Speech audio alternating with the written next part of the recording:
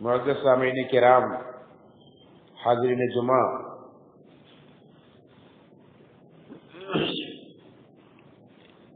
کچھ عرصہ پہلے ایک سلسلہ شروع کیا گیا ہے سیرت عمر بن عبدالعزیز رحمۃ اللہ علیہ، اسی کی 11ویں کڑی لے کر آج کے خطبہ جمعہ میں حاضر ہوا ہوں۔ آج کی 11ویں قسط کا عنوان ہے عمر بن عبدالعزیز رحمۃ اللہ علیہ کی گھریلو زندگی۔ وہ عمر بن عبدالعزیز رحمۃ اللہ علیہ جو خلفائے بنو امیہ میں سے ایک خلیفہ ہیں، جنہیں اشج بنی امیہ کہا جاتا ہے، جو عمر فاروق رضی اللہ تعالی عنہ کی پوتی ام عاصم کے بیٹے ہیں۔ سن 61 ہجری میں جن کی پیدائش ہوتی ہے اور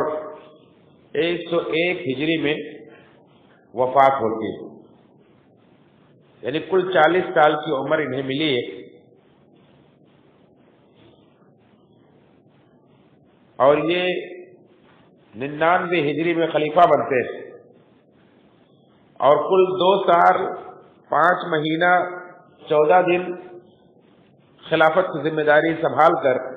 دنیا سے رخصت ہو جاتے ہیں، لیکن بڑی مختصر سی مدت میں انہوں نے وہ کارہائے نمایاں انجام دیا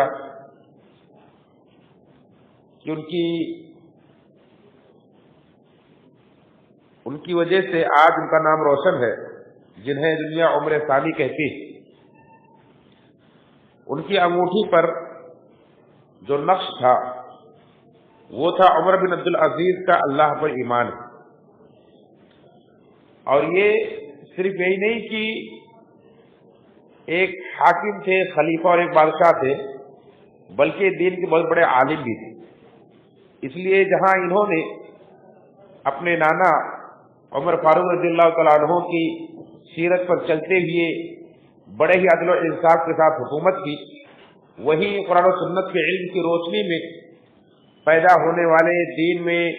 نئے نئے بدعات کا بھی خلا کما کیا، اور ان کے خلاف انہوں نے خوب مناظرے وغیرہ کیا اور انہیں ان کا خاتمہ کیا۔ عام طور پر انسان جب بڑے عہدے پر پہنچ جاتا ہے تو اپنے گھر والوں کی طرف سے لاپرواہ ہو جاتا ہے، بہت مصروف ہو جاتا ہے، اور گھر والے بھی اس عہدے کا ناجائز فائدہ اٹھا کر بگاڑ کا شکار ہو جاتے ہیں۔ جیسا کہ اپنے دور میں دیکھتے ہیں کہ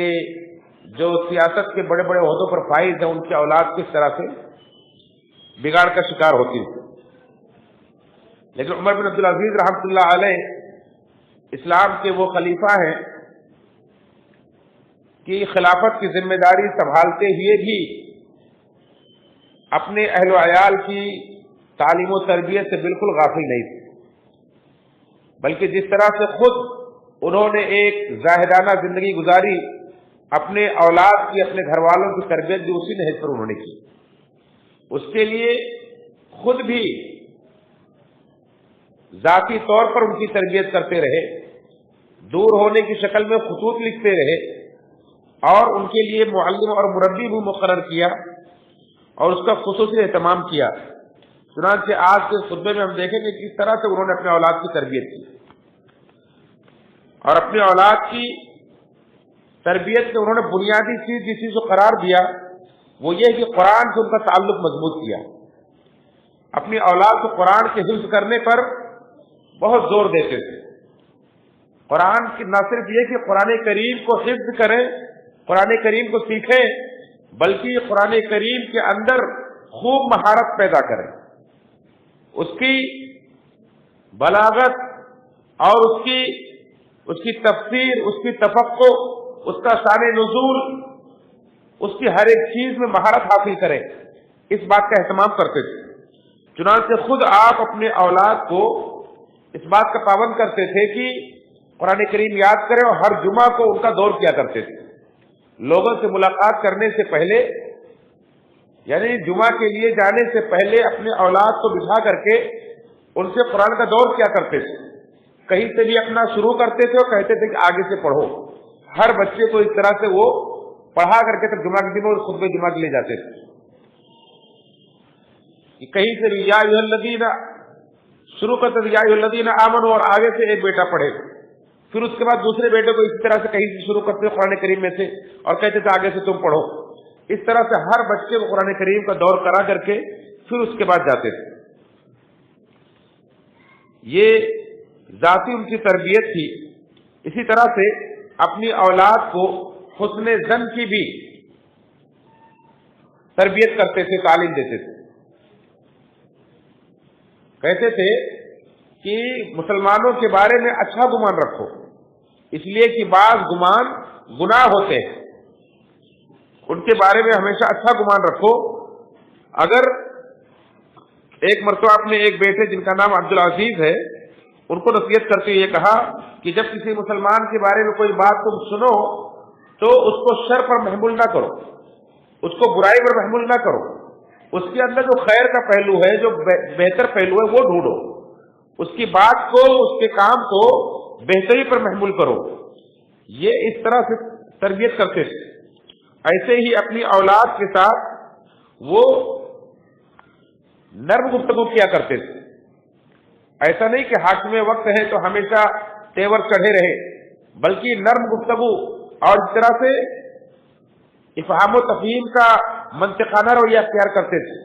بڑے اچھے اسلوب میں، بڑے اچھے انداز میں انہیں تسلی بخش جواب دیتے تھے، ان کو مطمئن کرتے تھے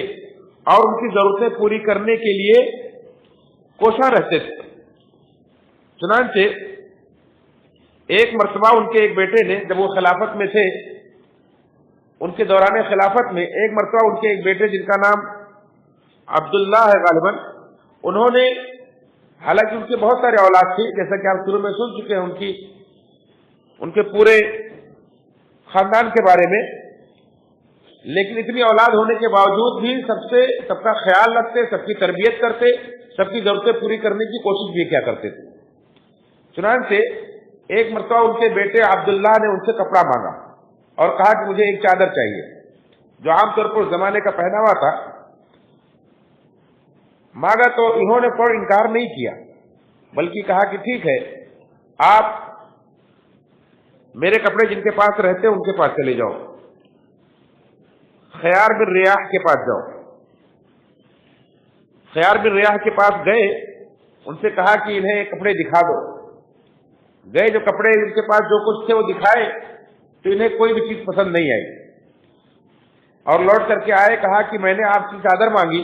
تو آپ نے خیار بن ریاح کے پاس مجھے بھیج دیا جن کے پاس آپ کے کپڑے ہیں، اور وہ ایسے کپڑے دکھا رہے ہیں جو میرے لیے نہیں ہے، میری ضرورت کے نہیں ہے، جو ہم جیسے نوجوان جو پہنتے ہیں اس طرح کے نہیں ہے. تو کہا کہ بیٹے میرے جو کپڑے تو جو کچھ ہے انہی کے پاس رکھے رہتے ہیں، یہی ہے. خیر عبداللہ نے جب دیکھا کہ نہیں ہے تو پھر خاموشی انہوں نے اختیار کر لی اور وہ لوٹ کر چلے گئے. جاتے جاتے انہیں پکارا اور بلایا اور کہا کہ اگر تم چاہو تو تمہاری جو ماہانہ تنخواہ ملتی ہے اس میں سے میں 100 روپیہ تمہیں، 100 درہم تمہیں ادھار دے دیتا ہوں، جو تمہاری مہینے کی تنخواہ جب ملے گی اس میں سے کاٹ لیا جائے گا. تو کہا ٹھیک ہے. اس طرح سے انہیں دیا اور اس کے بعد ان کی ماہانہ تنخواہ میں سے اتنا حصہ کاٹ لیا گیا. دیکھیں کس طرح سے بیٹے کی ضرورت کو پوری کرنے کے لیے دونوں چیزیں جمع کر دی. فوراً انکار بھی نہیں کیا کہ بیٹے نے کوئی چیز کا مطالبہ کیا ہے تو اس کو پورا ہی کر دیا جائے. یہ بالکل ضروری نہیں سمجھا کہ ہر چیز مانگے. اور جیسا کہ عام طور پر جو انسان حاکم وقت ہوتا ہے، بڑے عہدے پر فائز ہوتا ہے، اس کے گھر والوں کا، اس کے اولاد کا مزاج یہ ہوتا ہے کہ میں جو چاہوں لے سکتا ہوں، جس چیز میں انگلی رکھوں وہ میری ہو جائے گی، جو میں جن کے اندر خواہش پیدا ہو سب پوری کر دی جائے گی. ایسا نہیں ہے، بلکہ یہ درس اور سبق دیا اس کے ذریعے سے کہ ہر چیز جو مانگی جائے فوراً مل جانا ضروری نہیں، اس سے بگڑنے کے چانس رہتے ہیں. اور ساتھ ہی انہیں انکار بھی نہیں کیا، انہیں تسلی بھی کروائی. تو دونوں چیزیں انہوں نے جمع کر دی ان کی تربیت کے لیے، یہ طریقہ اختیار کیا. اسی طرح سے ایک مرتبہ ان کی بیٹی نے ایک موتی بھیجا اپنے والد کے پاس اور کہا کہ والد محترم میرے پاس یہ ایک موتی ہے اور میں چاہتی ہوں کہ آپ اسی طرح سے ایک موتی اور مجھے میرے لیے انتظام کر دیں تاکہ ان دونوں موتیوں کی دو بالی بنا کر کے میں اپنے کانوں میں پہن لوں. آپ نے انکار نہیں کیا، اس وقت خاموشی اختیار کی اور بعد میں 2 آگ کے انگارے اپنی بیٹی کے پاس بھیج دیا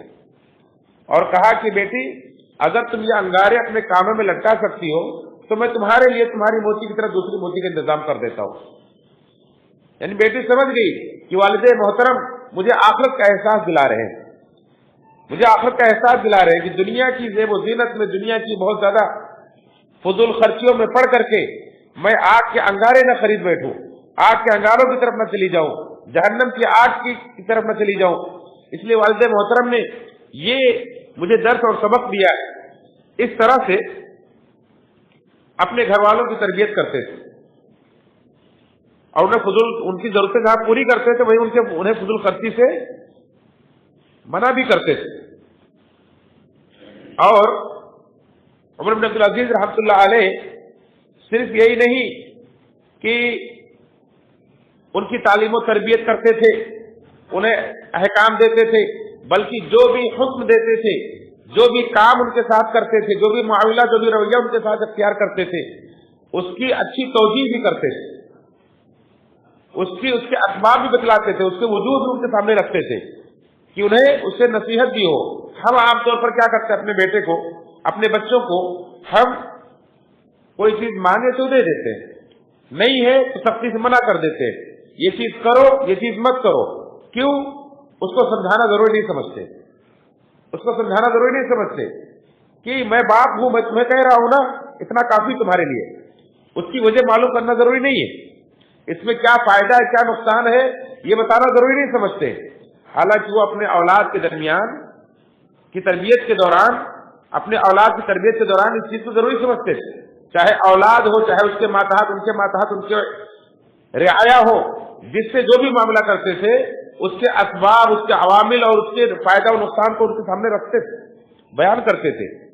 اس طرح سے تربیت کے رویہ تھا ان کا. اسی طرح سے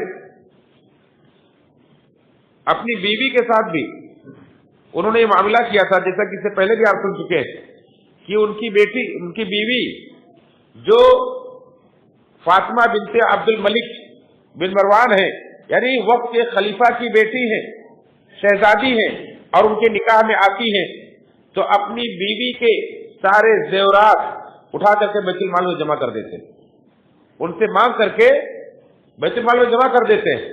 اور کہتے ہیں کہ اب تمہیں اختیار ہے، تم 2 میں سے ایک چیز کو اختیار کر سکتی ہو، یا تو یہ زیورات تم اختیار کر لو اور یا تو پھر مجھے اختیار کر لو.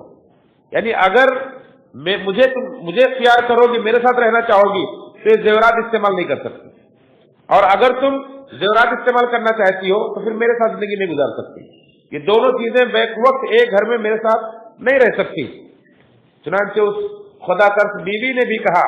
کہ مجھے ہر حال میں آپ ہی منظور ہیں اور آپ کو ہی میں اختیار کرتی ہوں، ہر چیز پر آپ ہی کو ترجیح دیتی ہوں. چنانچہ اس بیوی نے اپنے زیورات کو بیت المال کے حوالے کر دیا اور اپنے شوہر کو عمر بن عبدالعزیز رحمۃ اللہ علیہ کو ان کے ساتھ زندگی گزارنے کو اختیار کیا. اس طرح سے اپنے اولاد، اپنی بیٹی، اپنے بیوی، ہر ایک کو انہوں نے تربیت کی. اور اپنی اولاد کے لیے مزید انہوں نے کیا کیا کہ ان کے لیے معلم مقرر کیا. اور معلم مقرر کس طرح سے کیا؟ گویا کہ اس سے آج ہم اگر کوئی اسکول، کوئی مدرسہ قائم کریں تو اس سے ہم اس کے اصول مرتب کر سکتے ہیں. جو انہوں نے طریقہ اختیار کیا کہ ایک معلم مقرر کیا، اس معلم کو خط لکھ کر کے اس کی وجہ بتلائی کہ میں نے آپ کو کیوں مقرر کیا ہے، اپنی اولاد کی تربیت کے لیے میں نے آپ ہی کا انتخاب کیوں کیا، کیونکہ آپ کے بارے میں جو کچھ مجھے جانکاری ہے، جو کچھ مجھے معلوم ہے، میں اس سے مطمئن ہوں. ان کے آزاد کردہ غلام تھے سہل بن صدقہ، ان کو انہوں نے معلم مقرر کیا اور ان کو لکھ کر کے باخبر کیا کہ آپ کے بارے میں جو کچھ بھی جانکاری ہے اس کی بنا پر میں نے آپ کو ترجیح دی ہے اور آپ کو اپنے اولاد کی تعلیم و تربیت کے لیے میں نے معلم مقرر کیا ہے. اور پھر اسی میں اکتفا نہیں کیا بلکہ ان کو اپنی اولاد کی تربیت کرنے سے پہلے اپنے سابق استاد صالح بن کیسان رحمۃ اللہ علیہ کے پاس بھیجا اور کہا کہ ان سے پہلے ٹریننگ لو، ان سے پہلے ٹریننگ دلوائی، ان سے اپنے اس معلم کی تربیت کروائی اور اس کے بعد اس معلم کو پھر اپنے اولاد کی تربیت کے لیے مقرر کیا اور اس معلم کو کن کن چیزوں کا پابند کیا، کس طرح سے تربیت کرنی، کیا سکھانی ہے، پورا نظام الاوقات بتا دیا۔ اور اسی پر بھی اکتفا نہیں کیا بلکہ اس کے بعد ایک مشہور تابعی ہے میمون بن مہران رحمہ اللہ، ان کو جا کر کے گویا کہ ممتحن مقرر کیا اور کہا کہ جا کر کے ان سے میرے اولاد کی کا ٹیسٹ لو، ان کا امتحان لو کہ معلم نے ان کی کہاں تک تربیت کی، کہاں تک یہ کامیاب ہوئے اور اس کا نتیجہ کیا نکلتا ہے۔ یہ اہتمام کیا اپنے اولاد کی تربیت کے لیے، اپنے گھر والوں کی تربیت کے لیے۔ آپ دیکھیں کہ ایک تو معلم مقرر کیا بہترین، سمجھ جیسے ہم اپنے بچوں کے پڑھائی کے لیے اچھے اسکول کا انتخاب کرتے ہیں، اچھے اسکول کا مطلب اچھے مینجمنٹ، اچھے اساتذہ، اچھے ٹیچر کا انتخاب کرتے ہیں اور اس کے بعد پھر اسکول والوں کی ذمہ داری بن جاتی ہے کہ کس طرح سے اساتذہ مہیا کرتے ہیں، کیا نصاب مقرر کرتے ہیں، کیا نظام الاوقات ہوتا ہے۔ انہوں نے معلم مقرر کیا، گویا کہ ایک اسکول دیا، اس معلم کی تربیت کروائی، پھر اس کے بعد اس پر اطمینان نہ کرتے ہوئے ٹیسٹ لینے کے لیے ایک تیسرے کو مقرر کیا اور کہا کہ جاؤ تم ان کا ٹیسٹ لو، اور اس کے بعد جن کو معلم مقرر کیا تھا انہیں بھی خطوط لکھتے رہتے تھے اور اپنے اولاد کو خطوط لکھتے رہتے تھے کہ کس طرح سے تمہیں اپنی تربیت کرنی ہے۔ چنانچہ اپنے اولاد کو بھی ان کے ایک بیٹے عبد الملک ہے جو مدینہ میں مقیم تھے، جس وقت خلیفہ بنے تو ان کے بیٹے مدینہ کے اندر مقیم تھے، ان کے پاس خط لکھا اور اپنے اولاد کو نصیحت کرتے ہوئے کیا خط لکھا، کہا کہ آج جو جنت کا راغب ہے، یعنی جنت کا چاہنے والا ہے اور جہنم سے بھاگنے والا ہے، اس کے لیے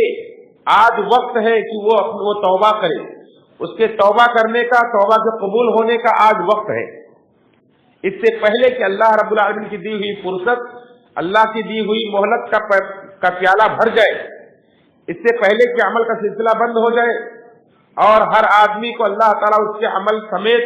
وہاں لے جائے، اس میدان میں کھڑا کر دے جہاں نہ کوئی عذر قبول کیا جائے گا، نہ کوئی فدیہ قبول کیا جائے گا، نہ سفارشیں کام آئیں گی، اس میدان میں اللہ تعالیٰ کھڑا کر دے گا اور لوگ اپنے اپنے اعمال سمیت وہاں آئیں گے اور وہاں سے پھر مختلف جماعتوں میں بڑھ کر اپنے اپنی منزل کی طرف رواں ہو جائیں گے۔ اس طرح سے اپنی اولاد کو آخرت کی یاد دلائی اور کہا کہ آج عمل کا وقت ہے، آج توبہ کا وقت ہے، اگر گنہگار ہو توبہ کر لو۔ اس طرح سے اپنی اولاد کو تربیت دینے کے لیے انہوں نے خط لکھا اور کہا کہ وہاں ساری پوشیدہ باتیں وہاں ظاہر ہو جائیں گی اور سب اپنے اپنے اعمال سمیت اپنے اپنی منزل کی طرف رواں دواں ہو جائیں گے۔ تو پس مبارک ہو اس شخص کے لیے وہ دن جس نے اپنے رب کی اطاعت کی، اور ہلاکت ہے اس شخص کے لیے وہ دن جس نے اپنے رب کی نافرمانی کی۔ جس نے آج اپنے رب کی نافرمانی کی اس کے لیے وہ دن ہلاکت کا ہوگا، اور جس نے آج اپنے رب کی اطاعت و فرمانبرداری کی ہے اس دن اس کے لیے خوشخبری کا ہوگا، مبارک دن ہوگا۔ اس طرح سے انہوں نے خط لکھ کر کے اپنے اولاد کو تربیت کی۔ آج ہم بھی بہت سارے ضرورتوں پر میسج کرتے ہیں، فون کرتے ہیں۔ ایک زمانہ تھا لوگ خط لکھتے تھے، لیکن اپنی اولاد کی تربیت کے لیے اس طرح سے خطوط کون لکھتا ہے؟ دنیا کی ساری ضرورتیں، ساری فرمائشیں لکھ دی جاتی ہیں، لیکن آخرت کی یاد دلائی جاتی ہے۔ یہ وقت کے خلیفہ ہیں عمر بن عبدالعزیز رحمۃ اللہ علیہ، جو اپنے اولاد کی اس طرح سے تربیت کے فکر مند ہیں، اور یہ بھی نصیحت کی کہ دیکھو تمہارے اوپر، تمہارے باپ کے اوپر جو اللہ نے فضل کیا اس کو یاد رکھو۔ یعنی آج اگر تمہیں اللہ نے ایک مسلمان گھر میں پیدا کیا ہے، وقت کے خلیفہ کے گھر میں پیدا کیا ہے، تو یہ اللہ کا فضل ہے، اس کو یاد رکھو، اس کو تم اللہ کا فضل ہی سمجھو، اپنا استحقاق مت سمجھو۔ یہ تمہارے دل کے اندر کبر اور غرور نہیں آنا چاہیے کہ نہیں میں تو اس کا مستحق تھا، میں اس کے لائق تھا۔ جیسے کہ قارون کو دولت پا کر کے گھمنڈ ہو گیا، اس نے کہا इन्नमा उतीतु अला इल्मिन इंदी, मैं अपने इल्म की बदौलत ये सब मैंने हासिल किया है। तो इस तरह से ये रवैया नहीं होना चाहिए, बल्कि एहसास दिलाया कि तुम पर और तुम्हारे बाप पर जो अल्लाह का फजल है उसको याद रखो और इसे अल्लाह रब्बुल आलमीन का फजल, उसकी नेमत ही तसव्वुर करो, अपना इस्तेकाक मत समझो और उसी तरह कहो जिस तरह से अल्लाह के नेक और साले बंदे सुलेमान अलैहिस्सलाम ने कहा था कि जब अल्लाह का फजल देखा तो कहा हादा मिन फजल रब्बी, ये मेरे रब का फजल है, लियबलुवनी, उसने मुझे ये नवाजा इसलिए है ताकि आजमाए, ताकि मुझे आजमाए, अशकुरु अम अकफुर, कि मैं अल्लाह का शुक्र अदा करता हूं या उसकी नाशुक्री करता हूं। तो जो अल्लाह का शुक्र अदा करेगा तो उसका अपना ही फायदा होगा, अपने नफ्स के लिए करेगा, और जो नाशुक्री करेगा तो अल्लाह ताला तो बेनियाज है। तो इस तरह से नसीहत की और कहा कि देखो, अगर तुम अल्लाह रब्बुल आलमीन, अगर तुम कर सकते हो कि तुम्हारी जुबान अल्लाह के हम्द से, उसके शुक्र से, उसके जिक्र से, तस्बीह तहलील से, इस्तिग़फ़ार से तर रहे, तो ऐसा जरूर करो, इसलिए कि तुम सबसे बेहतर बात जिस तक पहुंच सकते हो वो अल्लाह का हम्द और उसका शुक्र, और सबसे बेहतर चीज जिससे तुम अपनी तरफ से बुराइयों को दफा कर सकते हो, दूर कर सकते हो, वो अल्लाह का हम्द और उसका शुक्र है। इस तरह से नसीहत आमेज उन्होंने खत लिखा अपनी औलाद को। और अपने औलाद के उस्ताद के पास जो खत लिखा, अपनी औलाद के उस्ताद मुअल्लिम के पास जो खत लिखा और जिस तरीके पर, जिस तरह पर उनकी तरबियत करने का उन्हें हुक्म दिया, वो क्या था, वो भी बहुत ही काबिल तवज्जो और बहुत ही एहतमाम के साथ उसको पढ़ने और सुनने और अमल में लाने की जरूरत है कि अपने औलाद की हम तरबियत कैसे करें, कि हम कितने भी ऊंचे ओहदे पर पहुंच जाए। वक्त के पूरी इस्लामी दुनिया के खलीफा हैं, कोई एक स्टेट के गवर्नर नहीं, कोई छोटे से ओहदे पर नहीं है, पूरी इस्लामी दुनिया के खलीफा है, और अपने औलाद के ताल्लुक से मुअल्लिम मुकर्रर करते हैं। उस मुअल्लिम को उसका मर्तबा, उसका मकाम याद दिलाते हैं कि मैंने आपको मुंतखब क्यों किया है, मैं आपको जानता हूं कि आप इसके लायक है, तब गोया कि मैंने मुंतखब किया है। अपने एक आजाद करदा गुलाम सहल बिन सदका को मुंतखब करते हैं, उनकी ट्रेनिंग करवाते हैं और उसके बाद भेजते हैं और कहते हैं देखो, औलाद की तरबियत करने के लिए सबसे पहले तुम क्या करना, उनके साथ थोड़ा सख्ती करना, उनके साथ सख्ती करना, दोस्ताना माहौल मत बनाना। आज लोग कहते हैं कि बच्चों के साथ दोस्ताना माहौल में पढ़ाओ, इसलिए बच्चे पढ़ते नहीं है, सर पे बैठ जाते। कहा उनके साथ सख्ती करना, दोस्ती मत करना, कि उनकी नजदीक अहमियत घट जाएगी, खत्म हो जाएगी, वो सीखेंगे नहीं, फिर वो सिखाने की कोशिश करने लगेंगे। इसलिए सख्ती करना, ये पहला बैठ उसूल बताया उन्होंने, और पहली अपने बच्चों की जो मुअल्लिम मुकर्रर किया उनको गोया कि ये पहली तालीम दी। कहा कि उनके साथ सख्ती करना और तालीम से पहले उनकी तरबियत की फिक्र कर रहे हैं कि सबसे पहली चीज जिससे तुम मेरी औलाद को नफरत दिलाओगे वो लहो लईब और खेल तमाशा है, कि बहुत ज्यादा लहो लईब में, खेल कूद में, खेल तमाशे में मशगूल होने से उन्हें नफरत दिलाओ, कि तुम्हें दुनिया के अंदर लहो लईब के लिए नहीं पैदा किया गया है। क्यों? कहते हैं कि इसका आगाज जो होता है ये शैतान की तरगीब से होता है, लेकिन इसका अंजाम जो होता है वो अल्लाह के गजब, अल्लाह की नाराजगी पर खत्म होता है। कि कोई भी नस्ल जब लहो लईब में मशगूल हो जाती है, इंसान पहले सोचता है जाने दो, थोड़ा सा दिल बहल जाएगा, लेकिन होते होते ये होता है कि इंसान फिर उसमें इतना मशगूल हो जाता है कि अल्लाह की गजब, अल्लाह की नाराजगी मोल ले लेता है। तो इससे मुझे नफरत दिलाओ। दूसरी चीज, रक्सो सुरूर और गाने और गीत वगैरह से उन्हें दूर रखो। कहते हैं कि इसलिए कि मुझे ये चीज मालूम हुई है और ये अल्लाह की हदीस भी है कि गाना बजाना, इससे दिलों के अंदर निफाक पैदा होता है। जैसे बारिश गिरती है तो जंगली घास फूस और पौधे उग जाते हैं, ऐसे ही दिलों के अंदर ये गाना निफाक पैदा कर देता है। यानी एक एक चीज की ताकीद भी कर रहे हैं अपने बच्चों की तरबियत के लिए, मुअल्लिम को एक एक हिदायत भी दे रहे हैं और उसकी वजह भी बतला रहे हैं। और उसके बाद तीसरी हिदायत ये दी, कहा कि उनकी तालीम का आगाज कुरान से करना। صبح سب سے پہلے قرآن سے کرنا کہا، کیوں؟ اس لیے کہ انسان جب رات بھر سو کر کے ایک دم صبح جب اٹھتا ہے تو اس کا دماغ بالکل تازہ ہوتا ہے، وہ فریش ہوتا ہے، ہر چیز کو جلدی سے قبول کرتا ہے، ہر چیز کو جلدی سے سیکھ لیتا ہے، یاد کرنے کو تو یاد ہو جاتا ہے۔ تو صبح صبح پہلا کام جو ہونا چاہیے وہ ایک جز قرآن کا وہ یاد کرے، اور صرف یاد نہ کرے بلکہ اس میں مہارت پیدا کرے، اس کا شان نزول، اس کے معانی، اس کی تفسیر، اس کے جو احکام ہے، اس کے ہدایات ہے، اس کی جو فقہ ہے، قرآن کریم کے اندر گہرائی کے ساتھ علم حاصل کرے۔ یہ اپنے اولاد کی تعلق سے اپنے معلم کو، ان کے معلم کو ہدایت کی جا رہی ہے کہ قرآن کریم سے ان کا رشتہ کیسا ہونا چاہیے۔ اور اس کے بعد پھر کہتے ہیں، پھر اس کے بعد تیر اندازی کے لیے ان کو ننگے پیر پیدل نشان گاہ کی طرف لے جاؤ، جہاں گویا کہ انہیں فوجی ٹریننگ بھی دو۔ جب وہ مکمل ہو جائے تو ننگے پیر انہیں چلاتے ہوئے لے کر جاؤ اور وہاں تیر اندازی انہیں سکھاؤ، تیر اندازی سکھاؤ، یعنی آج کے دور میں کہہ لے کہ نشانہ بازی یا اس طرح سے کوئی بھی اپنے سیلف ڈیفنس کے لیے جو بھی آرٹ ہے جو انسان کو چست چالاک بھی رکھے اور وقت پر اس کے کام بھی آئے، اس کو وقت پر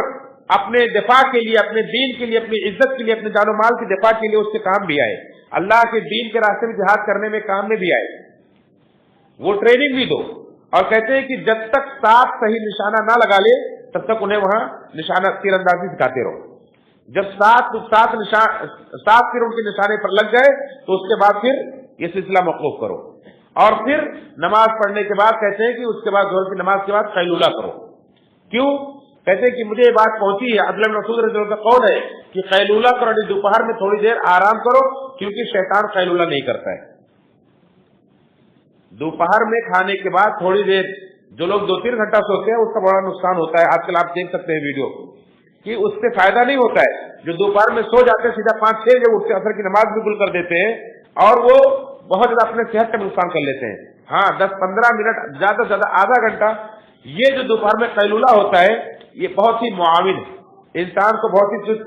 چست کر دیتا ہے، اور رات کی نیند بھی اس کی جو تہجد کے لیے اٹھنے میں اس کو مددگار اور معاون بنتی ہے۔ تو اس کے بعد انہیں قیلولہ کراؤ۔ اس طرح سے گویا کہ صبح سے لے کر کے دوپہر تک کا انہوں نے نظام الاوقات مقرر کر دیا اور نصاب مقرر کر دیا کہ کیا کیا سکھاؤ گے، کیسے سکھاؤ گے۔ دین و دنیا کی دونوں کی گویا کی تعلیم اور روحانی اور بدنی دونوں کا انتظام کروا دیا۔ اس طرح سے یہ گویا کہ ایک بنیادی چیز میں جو پائی جاتی ہے وہ یہ کہ پہلے تعلیم پھر بعد میں کھیل کود۔ ہوتا یہ کہ انسان صبح اٹھنے کے بعد پہلا کام جو کرے گا، جس چیز میں زیادہ وقت لگائے گا، اس کے بعد جو کام کرے گا تو اس کا اثر اس کے اوپر رہے گا، نظر آئے گا۔ یعنی اگر آپ صبح میں 2-3 گھنٹہ کھیلیں اور اس کے بعد پھر آپ کو کہا جائے بیٹھ کے پڑھیں، آپ نہیں پڑھیں گے، یا آپ پڑھیں گے تو آپ کا ذہن وہی چلتا رہے گا، کھیل کے میدان میں رہے گا۔ آپ پڑھیں گے لیکن کھیل کے تعلق سے باتیں کرتے رہیں گے۔ لیکن جب آپ نے صبح سے لے کر دوپہر تک پڑھائی کی ہے، اب اس کے بعد آپ کو تھوڑا سا اگر ورزش کروا دی جائے، کھیل کود کروا دیا جائے، تو پڑھائی کا اثر ختم نہیں ہوگا، وہ آپ کے ذہن میں جو نقش ہو گیا ہے وہ محفوظ رہے گا۔ تو پہلے پڑھائی، بعد میں کھیل کود، دونوں ضرورتوں کا خیال رکھا گیا ہے۔ اور بھی بہت ساری اس میں نصیحتیں ہیں۔ اس طرح سے گویا کہ انہوں نے اپنے اولاد کی اور اپنے گھر والوں کی تربیت کے لیے یہ اہتمام کیا تھا اور اخلاق فاضلہ بھی انہیں سکھائے تھے۔ چنانچہ اپنی اولاد کو، عبد الملک کو خط لکھ کر کے کہتے ہیں کہ دیکھو فخر و مباحات سے بچو، فخر و مباحات سے بچو، کیونکہ رب کے اوپر تمہاری جو نعمتیں ہیں وہ اللہ رب العالمین کا فضل ہے، وہ تمہارے اپنے کسی صلاحیت کا نتیجہ نہیں ہے۔ اسی طرح سے زہد و قناعت اور معیشت کے اندر میانہ روی اختیار کرنے کی تعلیم دی، اور لکھا کہ اللہ اگر تمہیں کبھی غنا سے آزمائے تو میانہ روی اختیار کرنا، یعنی نہ بہت زیادہ کنجوسی کرو، نہ بہت زیادہ فضول خرچی کرو، بلکہ درمیانی راہ پر چلتے ہوئے زندگی گزارو۔ جس طرح سے اللہ رب العالمین نے مومنوں کی شان قرار دی ہے کہ لم یقتروا ولم یسرفوا وکان بین ذلک قواما، کہ نہ وہ کنجوسی کرتے ہیں نہ وہ فضول خرچی کرتے ہیں، بلکہ دونوں کے درمیان زندگی گزارتے ہیں، ضرورت کے مطابق خرچ بھی کرتے ہیں۔ کہتے ہیں کہ اس میں اللہ رب العالمین کے سامنے ہمیشہ سراپا تسلیم رہو، اللہ کا حکم جہاں بھی آیا اللہ کا حکم مانتے رہو، اور جو بھی مال کے اندر بھی تمہارا جو اللہ کا حکم ہے، اللہ کا حق ہے، اس کو نکالتے رہو، زکات ادا کرتے رہو اپنے مال کی۔ اسی طرح سے ایک موقع پر ایک بیٹے نے ان کے ایک انگوٹھی بنوائی جس کے اندر نگینہ لگایا تو 1000 درہم کا خالی اس کا نگینہ تھا. انہیں جب معلوم ہوا کہ اتنے مہنگی چیز کی طرف دل میں رغبت پیدا ہو رہی ہے تو فوراً انہیں خط لکھا اور کہا کہ میں نے سنا ہے کہ تم نے 1000 درہم کا نگینہ اپنی انگوٹھی میں لگوایا ہے, تم اس کو بیچ دو اور بیچ کر کے 1000 مسکینوں کے کھانے کا انتظام اس سے کر دو. کتنی بہترین تربیت کی اپنی اولاد کی, یعنی اپنی ضرورت اپنی خواہشات سے بڑھ کر کے دوسروں کی ضرورت کا خیال رکھنا, یہ گویا کی لیڈری کی بھی انہیں اور صرف اپنے لیے جینے کی نہیں بلکہ دوسروں کے لیے جینے کی انہیں تربیت دی جا رہی ہے. لیکن اس کے باوجود بھی جب آپ سے کہا گیا ایک موقع پر آپ اپنی اولاد کو بہت پسند بھی کرتے تھے, جب ایسی بات میں ایسی تربیت کی ہو اس کا نتیجہ کیا ہوگا؟ اس کا نتیجہ بھی آپ پڑھیں اور دیکھیں کہ ان کی اولاد, ان کا ایک بیٹا عبد الملک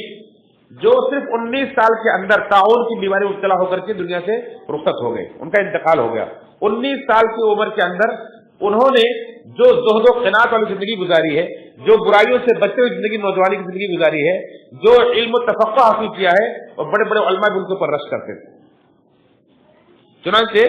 ایک بار ان کے بھتیجے عمر بن عبدالعزیز رحمۃ اللہ علیہ کے بھتیجے عاصم کہتے ہیں کہ میں ایک وفد کے ساتھ گیا سلیمان سے ملاقات کے لیے, تو میں نے کہا کہ میں آج عبد الملک کے گھر ٹھہروں گا.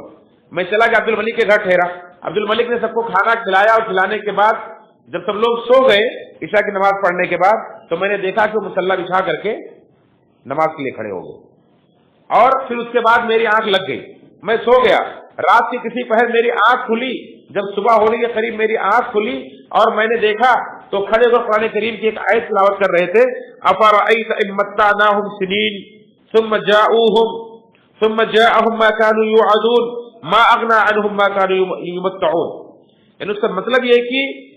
بھلا بتائیں آپ نے اس شخص کو دیکھا جس کو ہم نے کئی سال تک فائدہ پہنچایا, پھر اس کے پاس وہ وقت آ گیا جس کا اسے وعدہ کیا گیا تھا, تو جس چیز سے وہ فائدہ اٹھاتے دنیا کے اندر انہیں اس چیز نے کیا فائدہ پہنچایا. یعنی ان دنیا کے اندر اللہ رب العالمین جو مہلت دی ہے, جو مواقع دیے ہیں, جو فائدے اٹھانے کے سامان دیے ہیں, اس کے بعد جو اللہ کا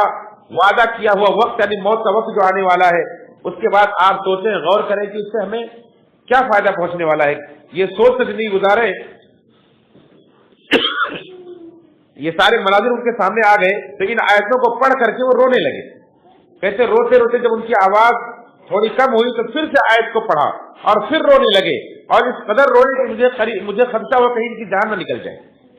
تو پھر اس کے بعد میں نے انہیں احساس دلانے کے لیے کہ میں جان چکا ہوں, میں نے زور سے الحمدللہ سبحان اللہ میں نے شروع کیا, احساس دلانے کے لیے کہ میں جاگ گیا ہوں. تو جب انہوں نے میری آواز سنی تو پھر وہ اپنا رونا ہونا بند کیا, اس کے بعد اپنی نماز پوری کی. تو یہ اللہ کی عبادت کا یہ حال تھا. ایسے ہی دین کے اندر جو تفقہ انہوں نے حاصل کیا اور حق بات کہنے کی جرات جو ان کے اندر آئی, اپنے والد کو بھی وقت پر نصیحت کیا کرتے تھے. ایک مرتبہ ان کے والد نے اپنے مجمع میں اپنے مشاورین سے, اپنے اہل شورا سے مشورہ کیا کہ مجھ سے پہلے جو حجاج بن یوسف کے زمانے میں جو لوگوں سے ناجائز ان کے مال چھینے گئے تھے, ظلمن چھین لیے گئے تھے, اب وہ لوگ مطالبہ کر رہے ہیں کیا مجھے دینا چاہیے کہ نہیں. تو لوگوں نے کہا کہ آپ جس کے والی نہیں تھے, حاکم نہیں تھے, آپ اگر نہ دیں تو آپ کے اوپر کوئی پکڑ نہیں. اپنے بیٹے عبد الملک سے پوچھا, کہا تمہاری بھی یہی رائے ہے؟ بیٹے نے کہا کہ نہیں, میری رائے یہ ہے کہ اللہ تعالیٰ نے آپ کو اس لائق بنایا ہے, اللہ نے آپ کو یہ طاقت دی ہے کہ آپ ان کا مال واپس کر سکتے ہیں, اور پھر بھی آپ نہیں کریں گے تو آپ بھی گویا کہ اس ظلم میں شامل ہوں گے اور آپ کو بھی اللہ تعالیٰ کا جواب دینا پڑے گا. اتنا خوش ہوئے بیٹے سے کہ بیٹے نے آخرت کا احساس دلایا اور صحیح مشورہ دیا. اس طرح سے بہت سارے مواقع آئے, بیٹے نے انہیں موت کی یاد دلائی تو بڑی محبت کرتے تھے, ان کے مرنے کے بعد بڑی تعریف کیا کرتے تھے, اور اللہ سے بڑی امید رکھتے تھے کہ اللہ تعالیٰ میرے اس بیٹے کی تربیت کی وجہ سے انشاءاللہ میرے نام اعمال میں, میرے میزان میں یہ بھی نیکی اللہ تعالیٰ وزن کرے گا, تولے گا. مجھے اللہ سے امید ہے کہ اللہ اس کا ثواب دے گا. یہ عمر بن عبدالعزیز رحمۃ اللہ علیہ تھے جو اپنے گھر والوں کے ساتھ کیسی زندگی گزارتے تھے, کیسی تربیت کرتے, اس کا تذکرہ میں نے مختصر طور پر کیا, اور اس کا نتیجہ کیا ہے وہ بھی میں نے مختصراً آپ حضرات کے سامنے رکھا. مقصد یہ ہے کہ ہم چاہے دنیا میں کتنی ترقی کر لیں، کتنے اونچے عہدے اور منصب پر پہنچ جائیں، چاہے وقت کے حاکم بن جائیں، لیکن اپنے اولاد کے تعلق سے، اپنے گھر والوں کے تعلق سے جو ذمہ داریاں ہیں ہم اس سے عہدہ برا نہیں ہو سکتے. اسے ہمیں ہر حال میں پوری کرنی چاہیے، اور پوری کریں گے تو دنیا اور آخرت کے اندر اس کا ثمرہ اور نتیجہ انشاءاللہ ہمارے سامنے ہوگا. اگر لاپرواہی برتیں گے تو دنیا کے اندر بھی بگاڑ پیدا ہوگا، آخرت کے اندر بھی جواب دہ ہونا پڑے گا. اللہ تعالیٰ سے دعا ہے رب العالمین ہم سب کو جب تک زندہ رکھے، دین اسلام پر زندہ رکھے، اور ہمارے اسلاف کے طرز عمل سے ہمیں نصیحت اور سبق حاصل کرنے کی توفیق فرمائے. اللہ تعالیٰ ہم سب کو دنیا کے ہر فتنے سے بچائے. اللہ تعالیٰ ہماری آنے والی نسلوں کی تربیت کی ہمیں توفیق نصیب فرمائے. اللہ تعالیٰ ہم سب کو جہنم کے عذاب سے بچائے، جلد و فردوس میں ہمارا ٹھکانہ بنائے. آمین. تقبل یا رب العالمین. ان اللہ وملائکته یصلون علی النبی یا ایھا الذین آمنوا صلوا علیہ وسلموا تسلیما. اللهم صل علی محمد وعلی آل محمد كما صلیت علی ابراہیم وعلی آل ابراہیم انک حمید مجید. اللهم بارک علی محمد وعلی آل محمد كما بارکت علی ابراہیم وعلی آل ابراہیم انک حمید مجید. عباد اللہ رحمکم اللہ، ان اللہ یأمر بالعدل والإحسان وإيتاء ذی القربى وینہی عن الفحشاء والمنکر والبغی یعظکم لعلکم تذکرون. وذکروا اللہ یذکرکم وذکرکم وذکر اللہ اکبر.